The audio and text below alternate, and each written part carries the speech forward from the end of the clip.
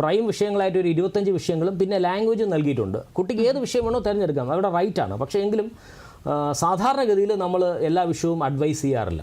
അതിൻ്റെ കാരണം എന്ന് പറഞ്ഞാൽ ചിലപ്പോൾ ഫോർ എക്സാമ്പിൾ ഞാൻ ഫിസിക്സാണ്, പക്ഷേ ഞാൻ ഫിസിക്സ് അഡ്വൈസ് ചെയ്യില്ല.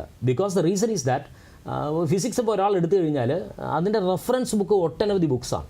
പക്ഷേ നമുക്ക് കുറച്ചുകൂടെ ബുദ്ധിപൂർവ്വം കൈകാര്യം ചെയ്താൽ ഏതൊക്കെ വിഷയങ്ങൾ എടുത്താൽ നേടും അങ്ങനെ ഒരു ലിസ്റ്റുണ്ട്. ഞാൻ പറഞ്ഞുതരാം. ആ വിഷയങ്ങൾ നമ്മൾ പറയുന്നത് public administration, psychology, sociology, anthropology, Malayalam, history, geography, economics, politics, life science and English. ഇതിലൊരു വിഷയമുള്ളതെന്ന് വെച്ചാൽ ഇപ്പോൾ ഒരാൾ പൊളിറ്റിക്സ് എടുക്കുകയാണ്, എന്താണ് നേട്ടം? പൊളിറ്റിക്സ് എടുത്താൽ നമ്മുടെ ഓപ്ഷണൽ പേപ്പർ എടുത്താൽ ആ ഓപ്ഷണൽ പേപ്പറിൻ്റെ 2 പേപ്പർ പൊളിറ്റിക്സായി. പൊളിറ്റിക്സ് തന്നെ ജനറൽ സ്റ്റഡീസ് പേപ്പറിൻ്റെ സിലബസിലുമുണ്ട്. അപ്പോൾ ആ പേപ്പറിലും ഇത് ഉപയോഗം ചെയ്യും. എക്കണോമിക്സ് എടുത്താൽ നമുക്കുള്ള ഗുണമെന്ന് പറഞ്ഞാൽ ഓപ്ഷണൽ പേപ്പറിൽ എക്കണോമിക്സ് ഉണ്ട്, അതുകൂടാതെ ജനറൽ സ്റ്റഡീസ് പേപ്പറിലും എക്കണോമിക്സ് ഉണ്ട്.